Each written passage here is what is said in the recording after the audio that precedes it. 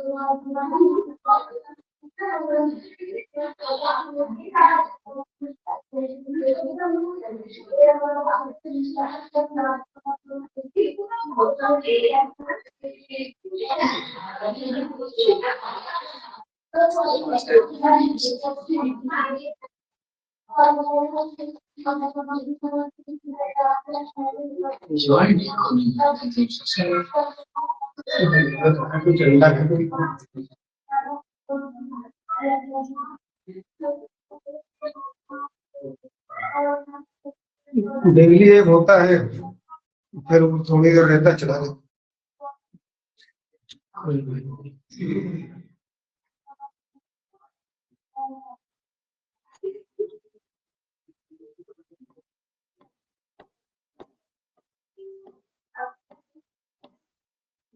आज का टॉपिक हमारा स्लीप मेटल।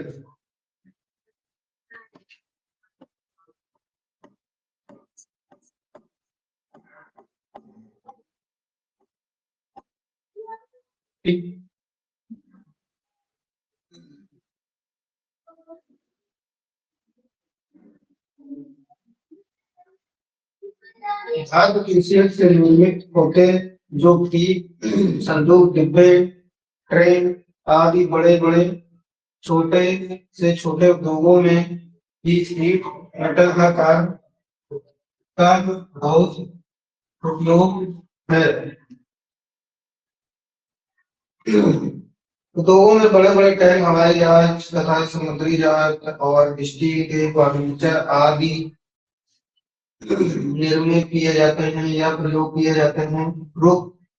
समस्त वस्तु का निर्माण करने के लिए विभिन्न प्रकार के खाद्य चादरों का उपयोग किया जाता है। लोहे की काली चादर, गैल्वेनाइज्ड आयरन, एल्युमिनियम, तांबा, स्टेनलेस स्टील, टिन शीट और लेड शीट आदि।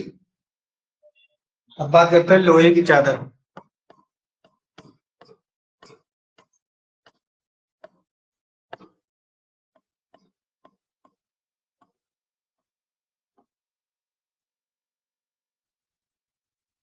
सर्वाधिक शीट मेटल सॉफ्ट एंड लोहे की चादरें प्रयोग की जाती हैं।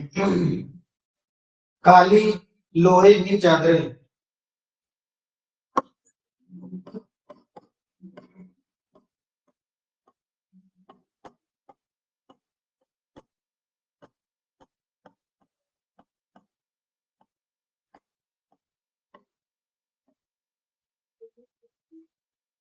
इस प्रकार की चादरें मृदु इस्पात या रावट आयरन की बनी होती है और बिना लेप की होती है। ये अधिकतर शीट रोल के रूप में बनाई जाती है तथा बाद में अपनी आवश्यकता अनुसार माप में इनको काट लिया जाता है। वायुमंडल के प्रभाव के कारण से इन पर जंग जल्दी लगता है। ये चादरें प्रायः मुलायम, डक्टाइल तथा मैलेबल होती हैं। इनका प्रयोग करने से पूर्व एनेलिंग किया जाता है। यह अधिकतर 3 मीटर इंटू 1 मीटर और 2.5 मीटर इंटू 1.5 मीटर या 2.5 मीटर से 1 मीटर माप में काटी जाती है। इन चादरों से पाइप, टंकियां तथा बाल्टी आदि बनाई जाती है। अब बात करते हैं टिन शीट।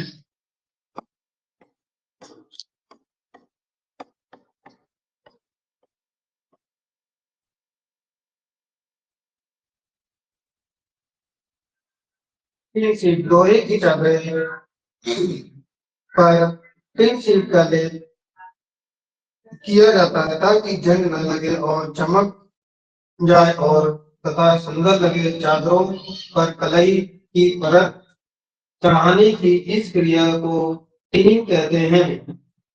नंबर 3 बात करते हैं जैसे लोहे की चादरें।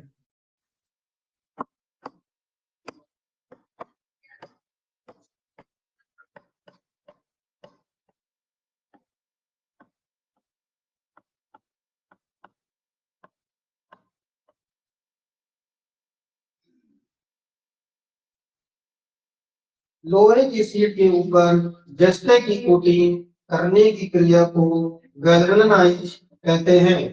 गैल्वेनाइजिंग से चादरों पर जंग नहीं लगती।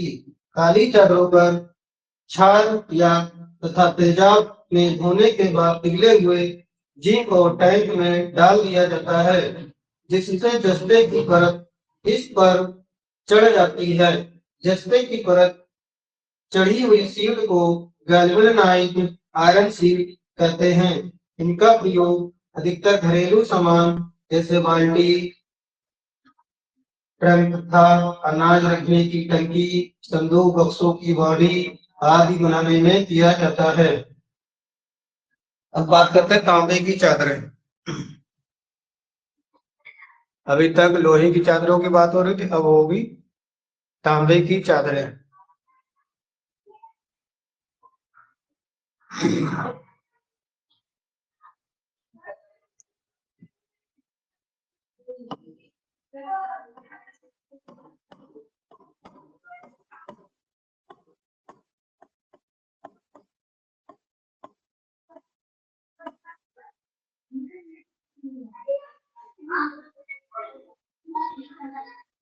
तांबे के कणों को रोल करके ये चादरें बनाई जाती है। यह अधिकतर 1.2 metre into 1.2 metre oblique 4 inch into 4 inch 1.2 into 0.6 metre माप में मिलती है। इनका प्रयोग घरेलू बर्तन तथा बिजली के सामान इत्यादि बनाने के लिए किया जाता है। यह धातु की चादरें बहुत ही डक्टाइल तथा मैलेबिलिटी होती है, मैलेबल होती है, मतलब मुलायम होती है। इसलिए इन पर कार्विंग और डिजाइनिंग का कार्य आसानी से किया जाता है। अब बात करते हैं पीतल की चादरें। पीतल की ये सारी हेडिंग आप नोट कर लीजिएगा और अपने बुक से पढ़ लीजिएगा। ये तांबे तथा जस्ते का मिश्रण होता है। मिश्रण की पीतल की छड़ों को रोल करके यह भिन्न भिन्न मापों से तैयार की जाती है। इनका प्रयोग घरेलू बर्तनों के लिए किया जाता है। अब बात है शीशे की चादरें।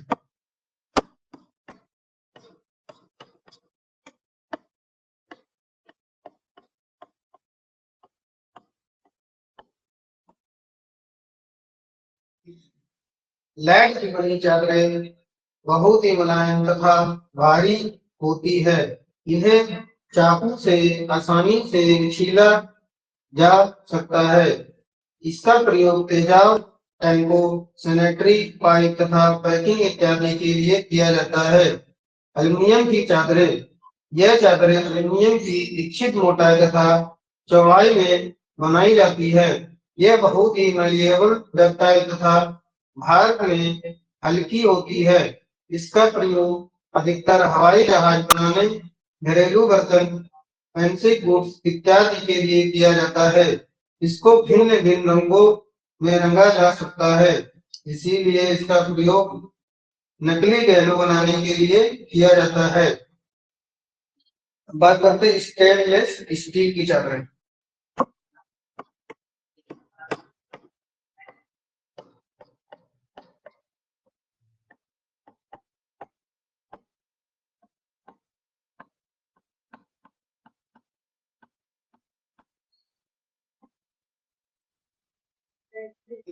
स्टेनलेस स्टील की चादर पर जंग, तेजाब, क्षार आदि का कोई प्रभाव नहीं होता। इसका प्रयोग अधिकतर घरेलू बर्तन, डॉक्टरी साज, सामान तथा केमिकल इंडस्ट्री में अधिकतर किया जाता है।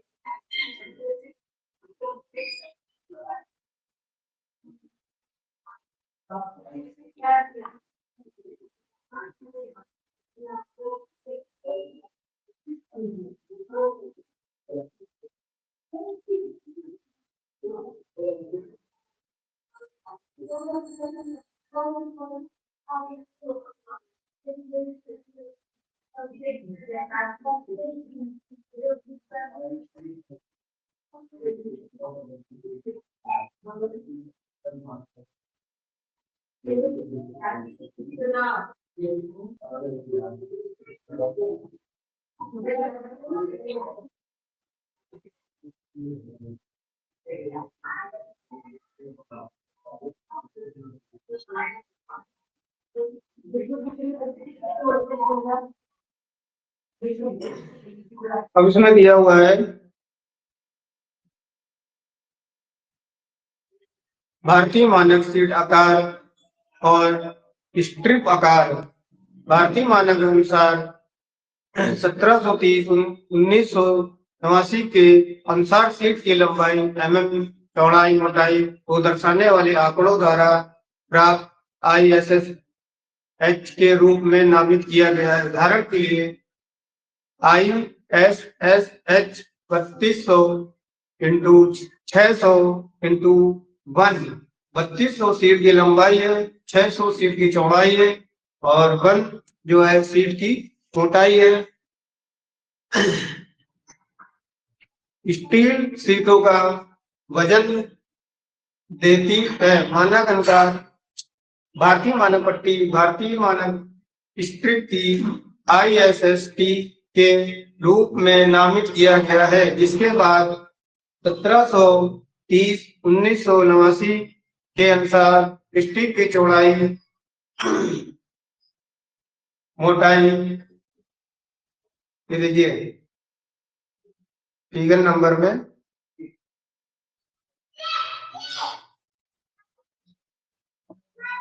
चौड़ाई दी हुई है, ये मोटाई दी हुई है। ठीक, उदाहरण में 1050 इंटू 3.15 जहां 1050 मिलीमीटर पट्टी की चौड़ाई है और 3.15 मोटाई है। नीचे दी गई स्टील सीट के वजन की गणना करें। 1800 1200 1.40 mm। ठीक, टेबल 2 प्रति मीटर लंबाई में एक विशेष पट्टी के किलोग्राम में वजन देती है। अभ्यास के अंदर 2 मीटर के ISST 500 इंटू 400 के वजन की गणना करें। ठीक।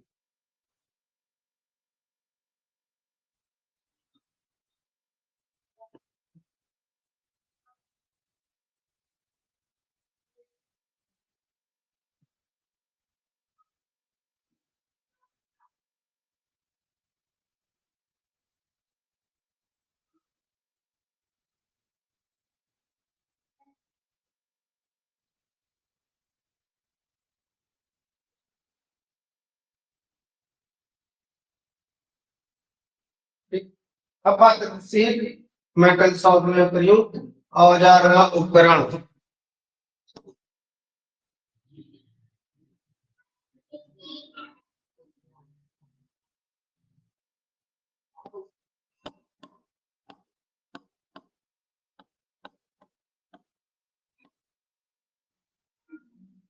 शीट मेटल शॉप में प्रयुक्त औजार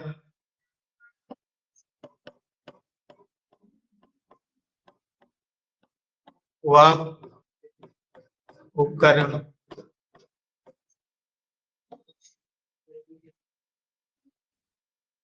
शीट मेटल शॉप में शीट से संबंधित विभिन्न कार्यों में विभिन्न प्रकार के औजार व उपकरण प्रयोग किए जाते हैं जो निम्नलिखित है। नंबर 1, मापी औजार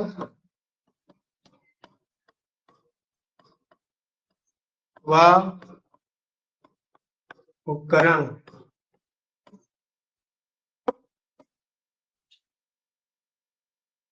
चिन्हित औजार व उपकरण।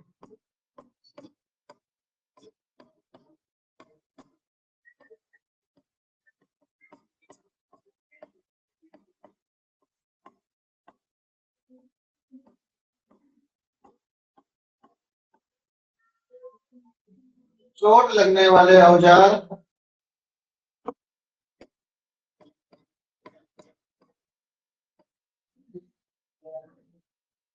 चोट लगाने वाले औजार।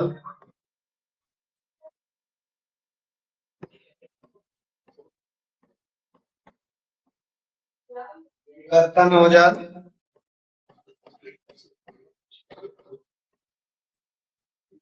और नंबर 6 है स्टेक। ठीक।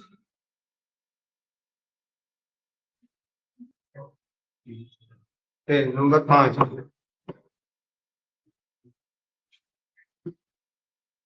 और नंबर 6 है छिद्र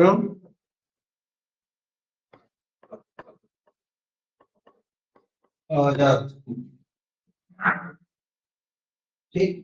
अब बात करते हैं मापी व उपकरण। मापी औजार व उपकरण मतलब पहले नंबर पे इसमें पहला है स्टील रूल। यह एक मापी औजार जो स्टील व स्प्रिंग स्टील का बनाकर हार्ड व टेम्पर किया जाता है जिसको किनारे पर इंचों के निशान अंकित होते हैं। यह मीट्रिक स्टील रूल में मिलीमीटर के निशान अंकित होते हैं। ये विभिन्न लंबाइयों में बाजार में उपलब्ध होते हैं।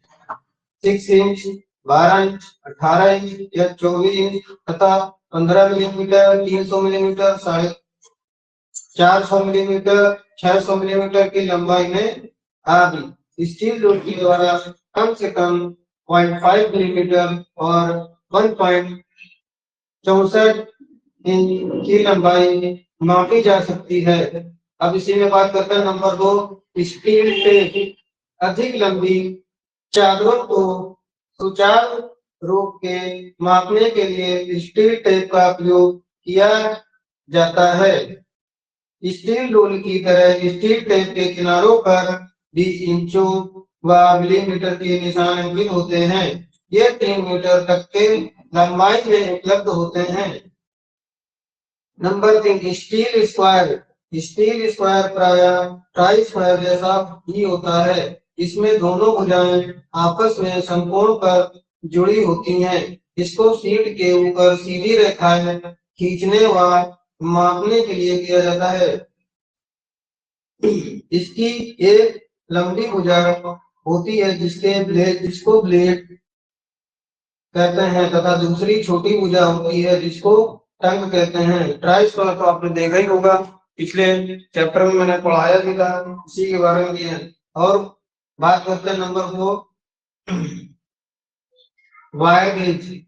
वायर गेज या शील्ड गेज से तार की मोटाई व शील्ड की तार की मोटाई या शील्ड की मोटाई या तो शील्ड की मोटाई मिलीमीटर में दी जाती है। यह फिर 0 से 40 नंबर में दी जाती है। छोटे नंबर 0 साइज का सबसे अधिक होता है। इसके विपरीत सबसे बड़े नंबर साइज 40 साइज सबसे कम होता है। ठीक, अब बात करते हैं नंबर 2, चिन्हित औजार उपकरण। इसमें नंबर 1 आता है स्क्राइबर। जिस प्रकार पेंसिल द्वारा कागज पर रेखाएं खींची जाती हैं, उसी प्रकार धातु पर रेखाएं खींचने के लिए स्क्राइबर का प्रयोग किया जाता है। यह प्रायः स्टील रूल या कार्बन स्टील से 3 से 5 मिलीमीटर मोटी तार के बने होते हैं। इसके दोनों सिरे नुकीले हार्ड व टेम्पर किए होते हैं, अर्थात जिनके पॉइंट 12 डिग्री से 15 डिग्री के कोण में ग्राइंड करके नुकीला बना दिया जाता है। इसकी लंबाई 15 मिलीमीटर से 200 मिलीमीटर तक होती है। स्क्राइबर निम्नलिखित प्रकार के होते हैं। Number 1 straight scriber, number 2 band scriber, number 3 adjustable scriber, number 4 knife edge scriber, number 5 pocket scriber. ठीक,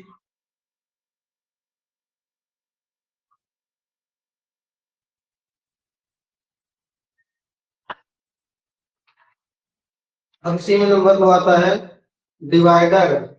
चिन्हित औजार में नंबर 2 आता है डिवाइडर। डिवाइडर के द्वारा किसी शीट पर वृत्त या चौक लगा सकते हैं तथा किसी रेखा को बराबर भागों में बांटने के लिए इसका प्रयोग किया जाता है। यह भी फर्म जॉइंट और स्प्रिंग जॉइंट टाइप दोनों तरह के निर्मित किए जाते हैं। साइजों में 50, 75, 100, 150, 200 मिलीमीटर आदि में प्राप्त होते हैं। ये हाई कार्बन स्टील तथा माइल्ड स्टील के बनाए जाते हैं। अब नंबर 3 आता है ट्रैमल। ट्रैमल डिवाइडर की भांति होता है जिससे बड़े बड़े वृत्त, चौक या अन्य कार्यों के लिए प्रयोग में लाया जाता है। इसमें एक गोल या चौरस छड़ होती है जिसे बीम या ट्रैमल बार कहते हैं। इस बीम पर 2 स्लाइडिंग लाइन लगे होते हैं जिन्हें हेड पर लगे स्क्रू द्वारा कहीं भी सेट कर सकते हैं। हेड में अलग अलग किस्म के पॉइंट या भाग लगाकर इन्हें कई प्रकार से प्रयोग कर सकते हैं। भीतरी व बाहरी माप लेने या ड्रिल किए जॉब पर वृत्त खींचने आदि के लिए प्रयोग किया जाता है। एक अच्छे ट्रेमल के बीम पर मिलीमीटर, इंच व यूनिट विभाग अंकित होते हैं। किसी किसी ट्रेमल में एक स्लाइडिंग हेड के साथ एक पॉइंट एडजस्टिंग कैरियर भी जुड़ा रहता है जिसके द्वारा सूक्ष्म एडजस्टमेंट भी की जा सकती है। यह प्रायः 15 से 50 सेंटीमीटर तक उपलब्ध है। Wing compass. विंग कंपास प्रायः डिवाइडर के समान ही एक मार्किंग औजार है जिसमें कंपास को किसी निश्चित दूरी तक खोलने के लिए पंख लगा होता है।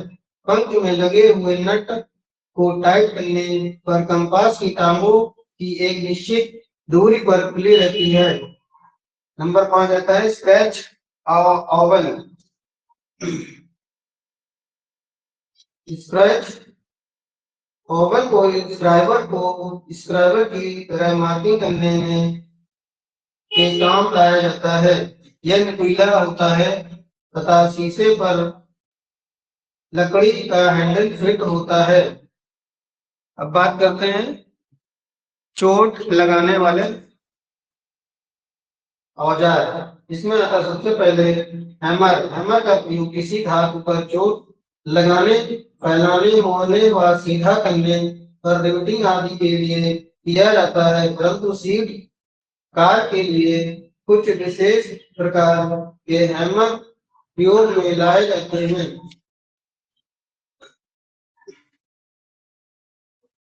नंबर 1 आता है फॉलोइंग हैमर। इनका प्रयोग भारी व मोटी सीटों व खोखला या उनमें गोलाकार पेंदा बनाने के लिए किया जाता है। इस हैमर के दोनों फेस हाफ राउंड बॉल की तरह बने व पॉलिश किए होते हैं। Number 2 planishing hammer. इसका प्रयोग सीट मेटल के बने वस्तु पर सफाई देने के लिए किया जाता है। Number 3 straight pan hammer. इसका प्रयोग सीट में झुर्रियां बनाने के लिए किया जाता है। Number 4 combination hammer. इसका एक पैन हैंडल की सीध में तथा दूसरा सिरा हैंडल के क्रॉस सेक्शन में होता है। नंबर 5 बुलेट फेस या बुलेट हेड हैमर। इस हैमर के दोनों सिरे इसका प्रयोग हल्के कार्बन व खोखला या उसको पैंदा बनाने के लिए किया जाता है। Number 6 riveting hammer. इसका प्रयोग रिवेटिंग करने तथा सीट में झिल्लियां व किनारे आदि बनाने के लिए किया जाता है। नंबर 7 स्क्रूविंग हैमर। इस हैमर का एक पैन हैंडल के क्रॉस वाइज तथा दूसरा प्लेट होता है। इसका प्रयोग भी रिवेटिंग या झिल्लियां आदि बनाने के लिए किया जाता है। Number 8 freezing hammer. इस हैमर के भी दोनों पैन हैंडल के क्रॉस वाइज होते हैं। एक सिरा गोलाई तथा दूसरा सिरा नाइफ पे टाइप होता है। इनका प्रयोग सीट के किनारों पर तार भरने के लिए, झिल्लियां बनाने के लिए तथा रीडिंग को पूरा करने के लिए किया जाता है। Number 9 peening hammer. इसका प्रयोग ज्वाइंट लगे भाग को पक्का करने के लिए किया जाता है। अब बात करते हैं सॉफ्ट हैमर।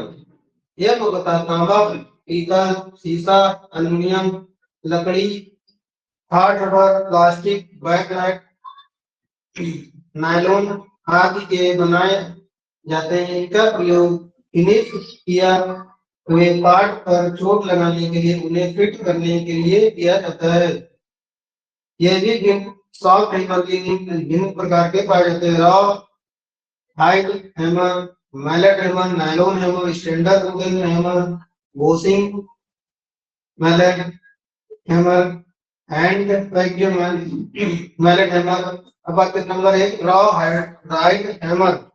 इस हैमर का वह प्रयोग किया जाता है जहां धातु की सीट को मोड़ना हो जिससे उसकी परिशुद्धता खराब नहीं होगी, इसलिए ऐसे कार्यों तथा फिनिश सतह को खराब होने से बचाने के लिए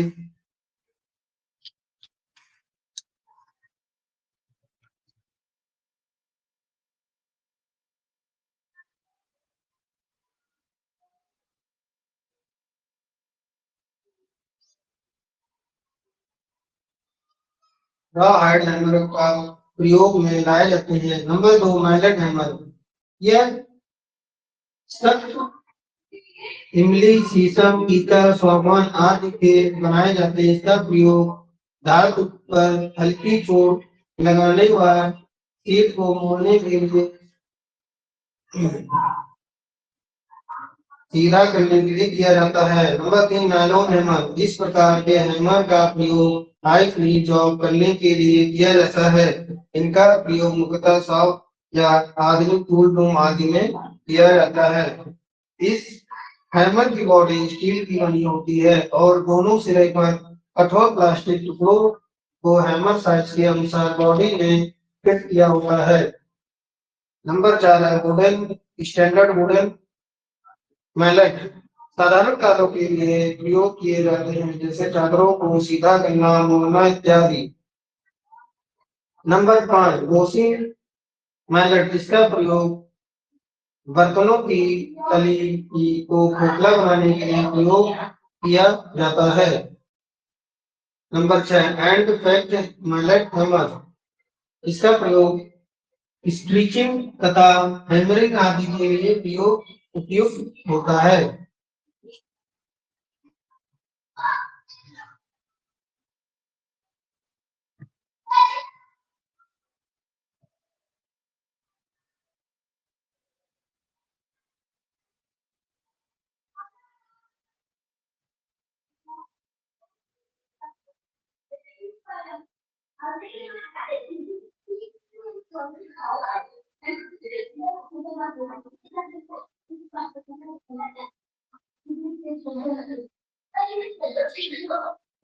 एंड फैक्ट हैमर। ठीक।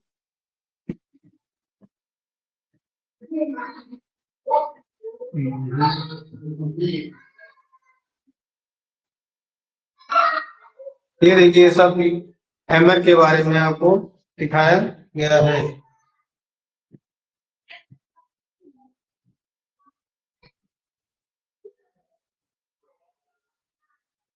ये सब हैमर के बारे में हमको अभी मैंने सब बताया है। ठीक है। अब बात करते हैं कृषि में कर्तन औजार।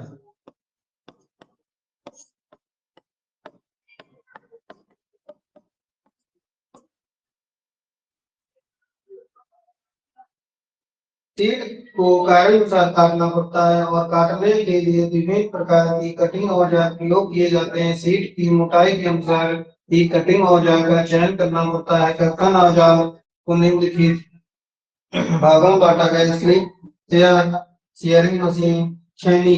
नंबर 1 आता है स्निप।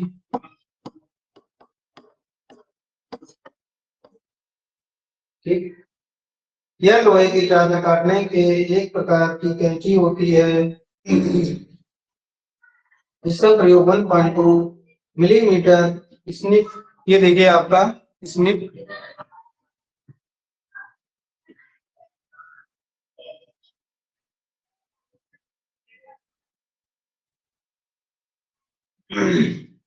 ये फिगर में दिया हुआ है स्निप। ठीक, इसी को स्निप बोलते हैं।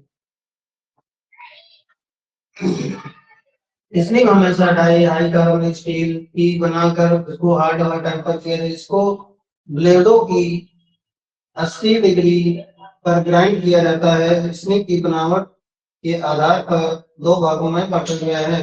Straight snip. स्ट्रेट स्निप का प्रयोग शीट को सीधा काटने व बड़ी त्रिज्या के वक्र को काटने के लिए किया जाता है। इस तरह के स्निप के ब्लेड सीधे होते हैं। स्निप का साइज कटिंग पॉइंट हैंडल के अंतिम छोर तक प्रकट करती है।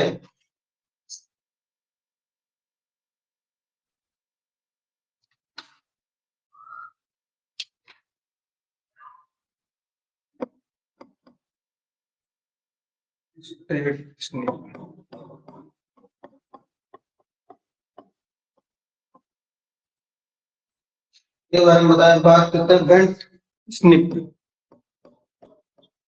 Bent snip. बेंट स्निप के कटिंग ब्लेड अर्धगोलाकार में बने होते हैं। इस तरह के स्निप का प्रयोग शीट का वक्राकार काटने के लिए किया जाता है। इनका प्रयोग शीट को बेलनाकार का कोनिकल के रूप में काटने के लिए भी किया जाता है। अब बात करते हैं share.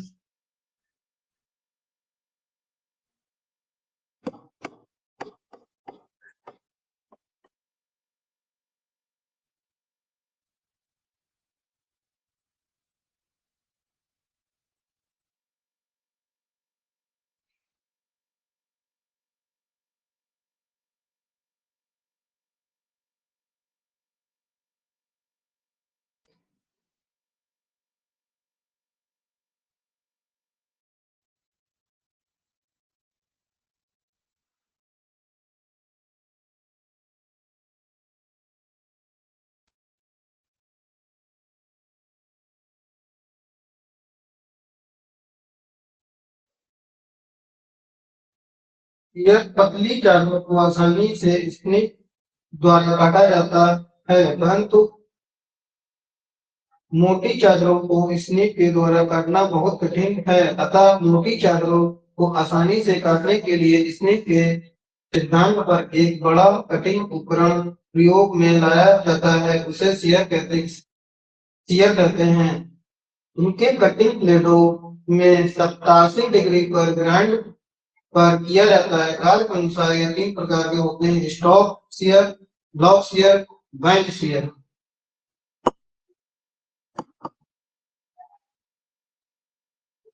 Number 1 stock shear, number 2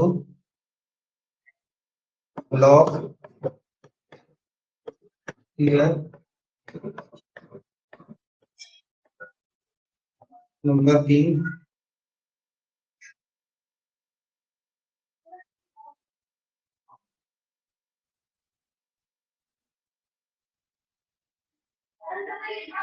bench shear.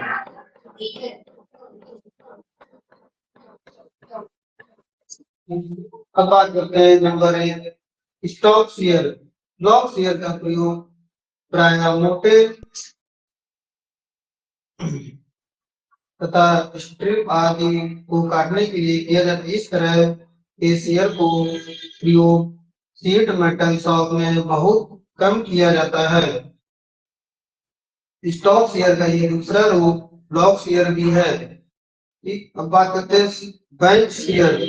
Bench shear को बेंच पर नट बोल्ट की सहायता से फिक्स कर दिया जाता है। इस पर कार आसानी से करने के लिए एक लंबा हैंडल लगा होता है। इस हैंडल को शीयर लीवर कहते हैं, जो कटाई करने में कम ऊर्जा लगाने में सहायता करता है।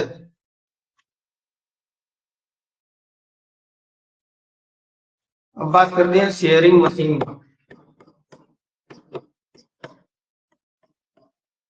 शेयरिंग मशीन शेयरिंग मशीन का प्रयोग बहु उत्पादन में किया जाता है। इन मशीनों के द्वारा आयताकार क्रॉस सेक्शन व वृत्ताकार क्रॉस सेक्शन में चादरों को काटा जाता है। इसे चलाने के लिए ऊर्जा के रूप में विद्युत का प्रयोग किया जाता है, जिसमें इलेक्ट्रिक मोटर लगी होती है। ठीक, अब बात करते हैं छिद्रण औजार।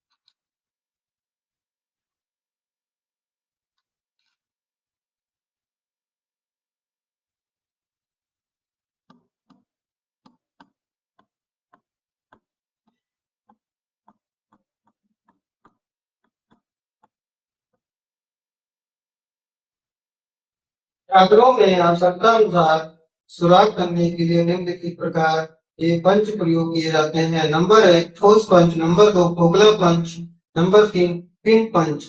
नंबर 1 ठोस पंच चादरों को परस्पर और आवश्यकता अनुसार जोड़ने के लिए रिवेटिंग करते हैं।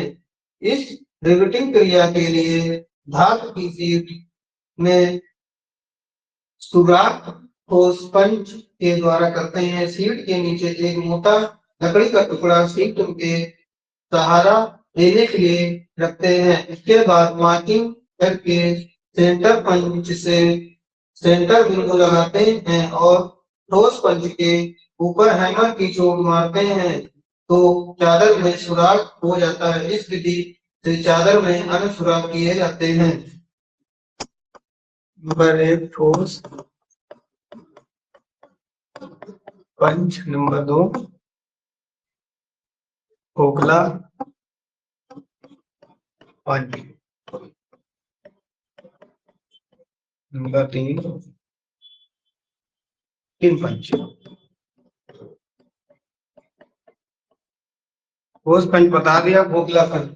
खोखला पंच यह एक खोखला पंच होता है जिस पंच के द्वारा पतली चादरों में सुराख किए जाते हैं। इस पंच सुराख के अनुसार विभिन्न व्यास के सेट में पाए जाते हैं। छोटा सुराख करना हो तो छोटा व्यास के पंच का प्रयोग करेंगे। इसी प्रकार क्रमबद्धता से मतलब उसी से मतलब छोटे से बड़ा, बड़ा से छोटे के प्रयोग करने के लिए जिस इसमें एल्युमिनियम, तांबा, चमड़ा, रबड़ या प्लास्टिक तथा शक्ति संचालन में प्रयुक्त पट्टा में सुराख किया जाता है।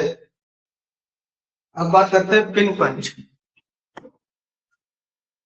पिन पंच का प्रयोग वस्तु में पहले सुराख में फंसी पिन या रिवेट को निकालने के लिए किया जाता है। खोखले पंच की तरह ये भी विभिन्न सेट में मिलते हैं। जैसे सेट में 3, 4, 5, 8 तथा 8 मिलीमीटर व्यास के 5 पिन उपलब्ध होते हैं।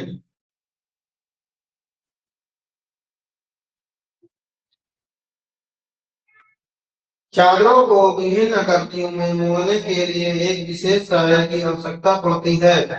उस माध्यम को स्टेक कहते हैं। कार्य के अनुसार स्टेक विभिन्न आकारों के होते हैं। नंबर 1,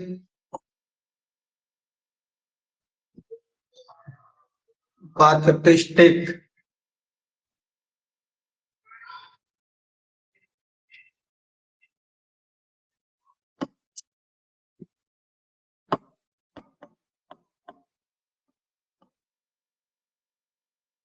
गोल तली वाला स्टेक।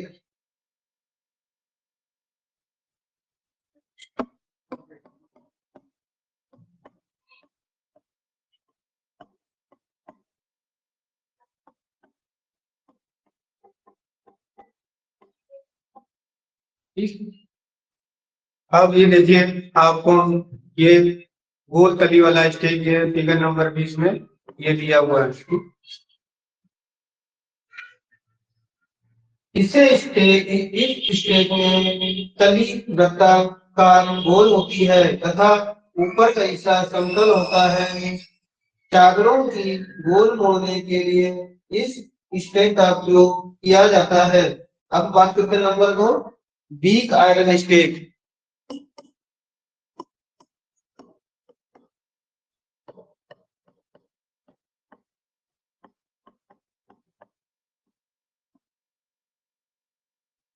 इस स्टेक में एक तरफ शंकु के आकार सींग तथा दूसरी तरफ समतल आधार होता है। इस स्टेक की आकृति एनिमल की तरह होती है। अगर कीप को बनाना हो तो शंकु आकार सींग का प्रयोग करके मैलेट से कीप का रूप दिया जा सकता है। अगर रिवेटिंग, स्ट्रेटिंग आदि संक्रिया करनी हो तो समतल आधार का प्रयोग किया जाता है।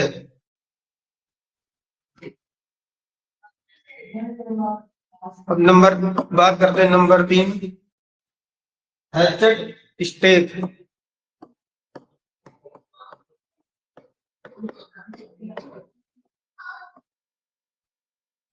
हैचेट स्टेक सीधे किनारे वाला एक साइड से तिरछा होता है। यह चादरों को एकदम सीधा मोड़ देने में सहायक होता है। जैसे ट्रे आग बनाने के लिए किया जाता है। नंबर 4 आता है अर्धवृत्ताकार स्टेक।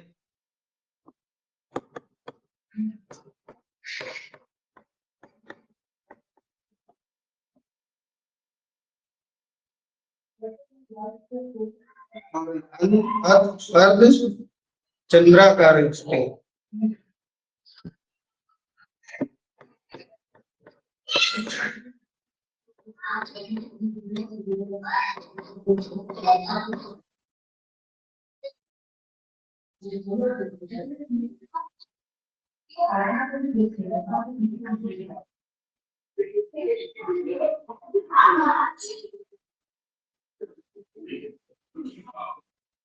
ये आपका अर्ध चंद्राकार स्टेक दिया हुआ है, इसको ध्यान से देखिए। यह स्टेक ऊपर से वृत्ताकार के रूप में बनाया जाता है। चादर को अर्धवृत्ताकार में मोड़ देने के लिए इस तरह के स्टेक का प्रयोग करते हैं।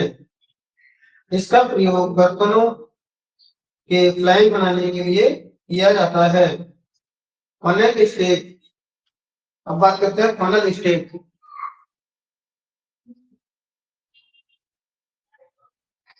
ये फिगर नंबर 19 में आपका फनल स्टेक दिया हुआ है।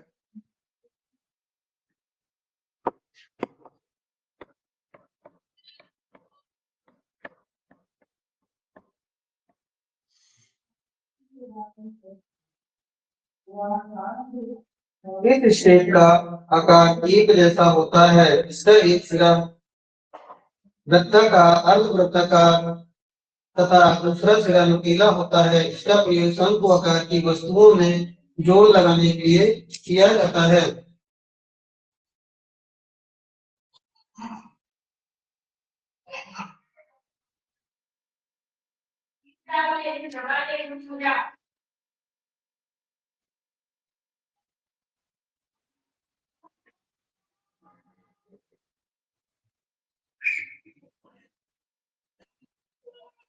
अब बात करते हैं नंबर 6, फ्लेमिशिंग एनविल।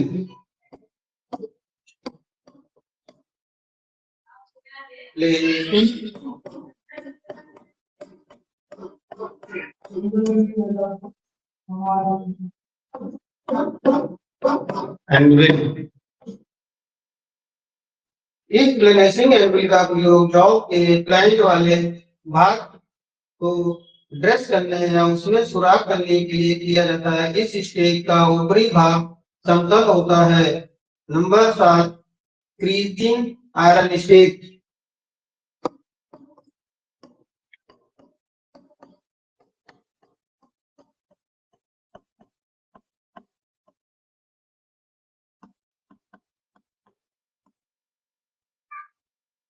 इस स्टेक के हेड पर खांचे बने होते हैं। ये खांचे अलग अलग साइज के होते हैं। ये आपका प्लेसिंग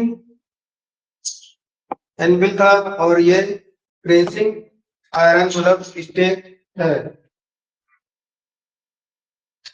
खांचे बने होते हैं, ये खांचे अलग अलग साइज के होते हैं। इन खांचों का प्रयोग चादरों को पाइपों की तरह मोड़ने के लिए किया जाता है। इस स्टेक के हेड एक तरफ से प्लेन होता है। साधारण कारों के लिए यह इस हिस्से को प्रयोग किया जाता है। अब बात करता है फोर्स स्टेक। फोर्स स्टेक,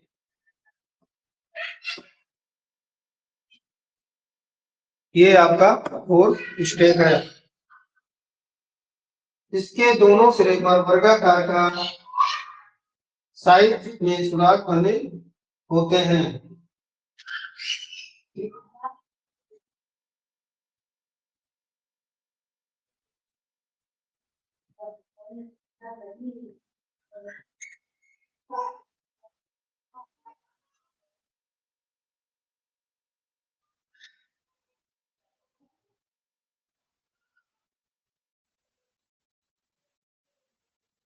ये देखो अभी बताया था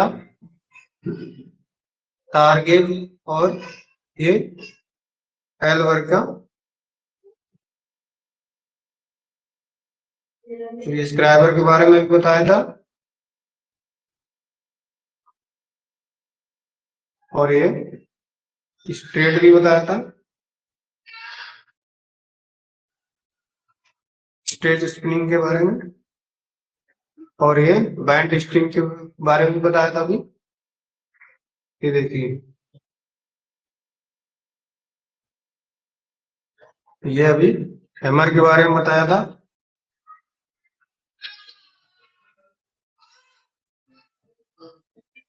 ठीक, हैमर और ट्रेमल के बारे में बताया था।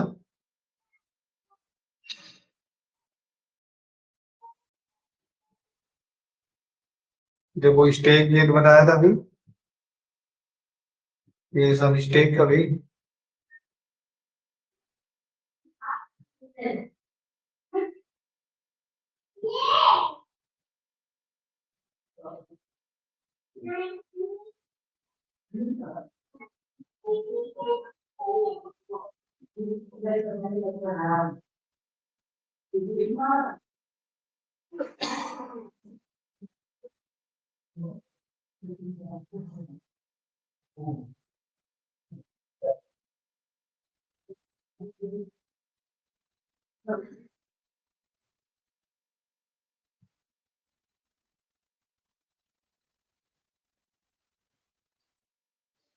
अब बात करते हैं रिलेटिव वास है रिलेटिव जोड़।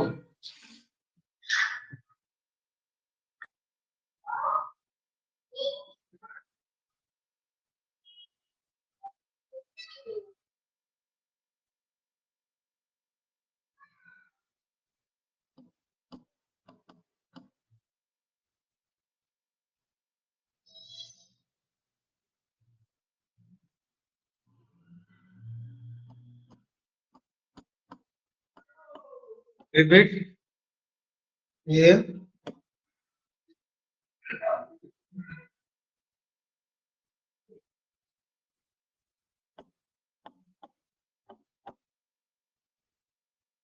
रिलेटिव जोड़।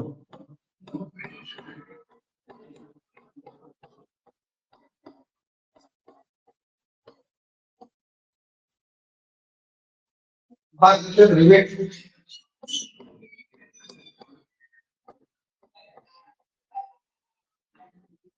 चादरों व प्लेटों को परस्पर जोड़ने के लिए किसी धातु को गोल छड़ का प्रयोग करते हैं, जिसके एक सिरे पर हेड तथा दूसरे सिरे पर टेल का बना होता है, उसको रिवेट कहते हैं। तारों के अनुसार रिवेट विभिन्न प्रकार के होते हैं तथा विभिन्न धातुओं के बनाए जाते हैं, जैसे स्टील रॉड, आयरन, तांबा, ब्रॉस या एल्यूमिनियम आदि।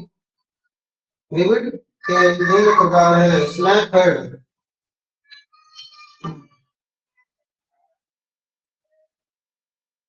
स्नैप हेड पहला है।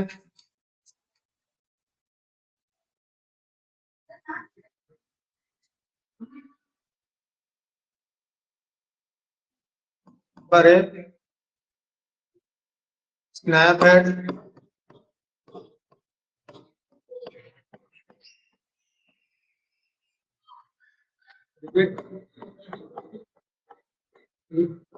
Number 2 pan head rivet.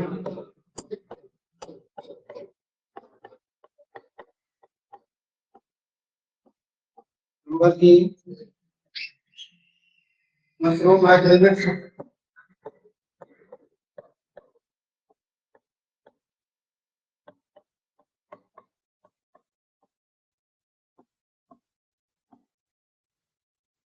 Counter head 120 degree rivet.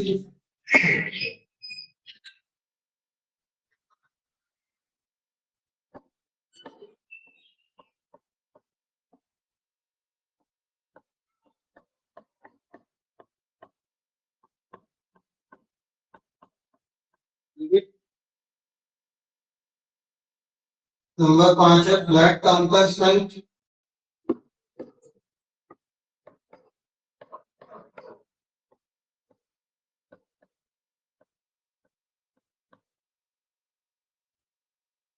Head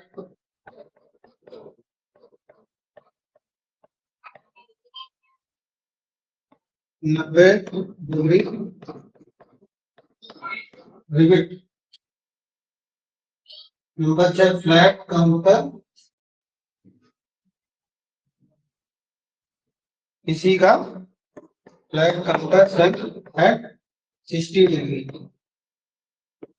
rivet.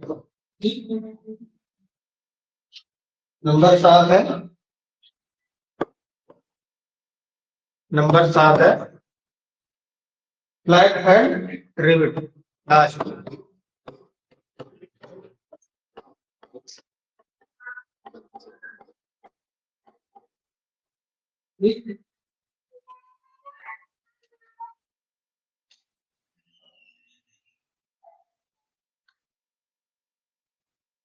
अब बात करते हैं रिविट जोड़। ये था आपका रिविट, 7 प्रकार के रिविट थी। इसको आप अपने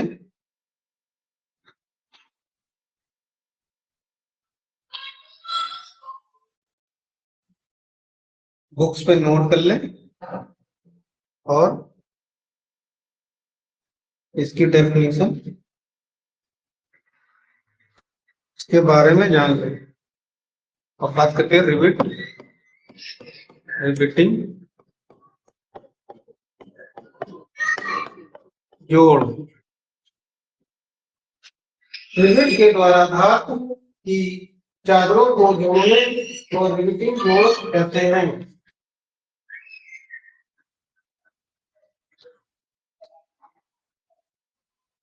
रिविटिंग जोड़ 2 प्रकार के होते हैं। नंबर 1 लैब जोड़। नंबर 2 बट जोड़।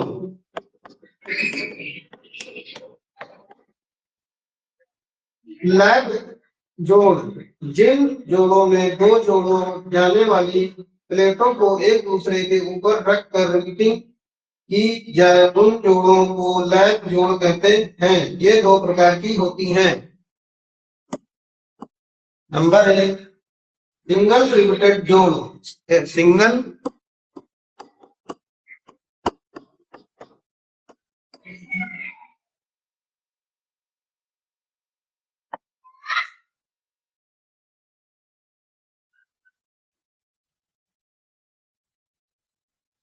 रिविटेड लैब जोड़।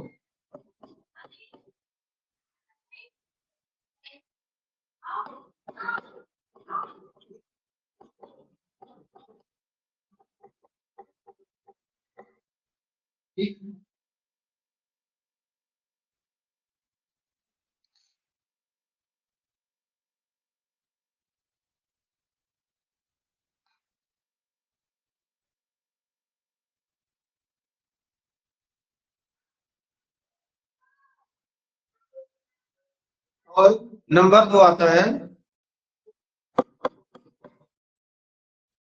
डबल रिविटेड लैब जोड़।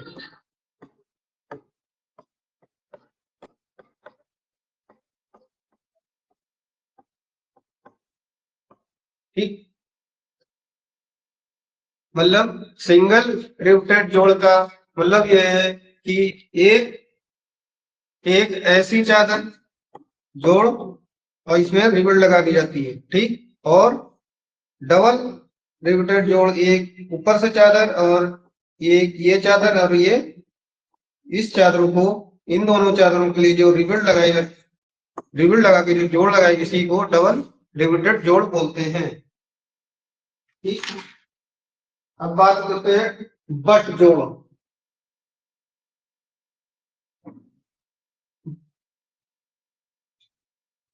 जिन जोड़ों में 2 जोड़े जाने वाली प्लेटों के सिरे को मिलाकर ऊपर या नीचे प्लेट को लगाकर रिपीटिंग की जाती है, उन्हें बट जोड़ कहते हैं। इसमें आता है number 1 single riveted single butt cover butt जोड़।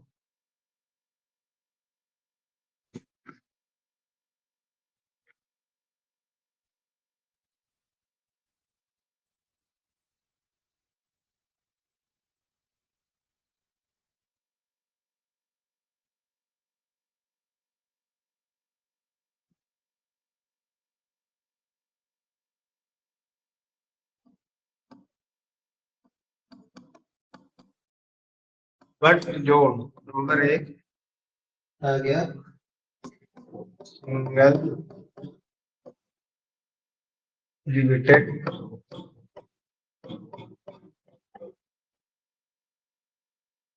Single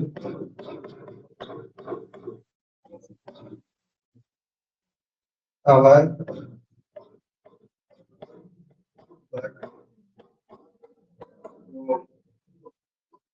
number 2 single riveted double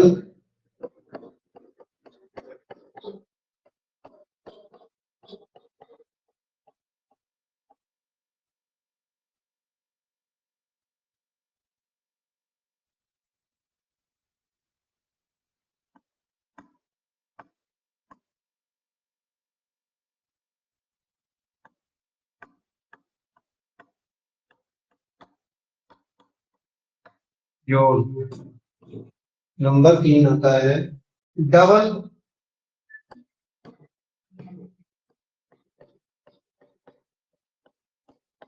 riveted double cover chain type.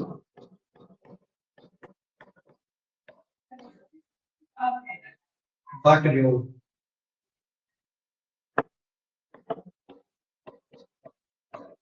Number 4 आता है डबल रिपीटेड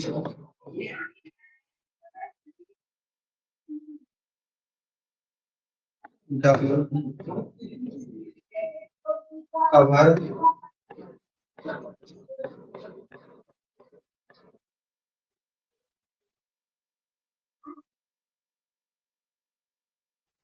कवर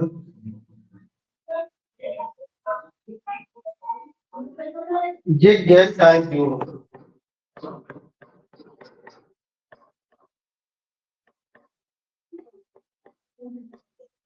टाइप जोड़। ठीक।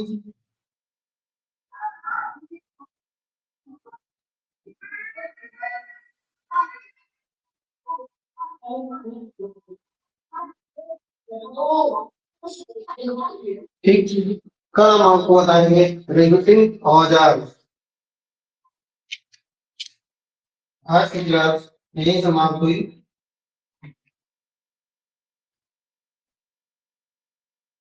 इसको पूछना है वो पूछ सकते हैं।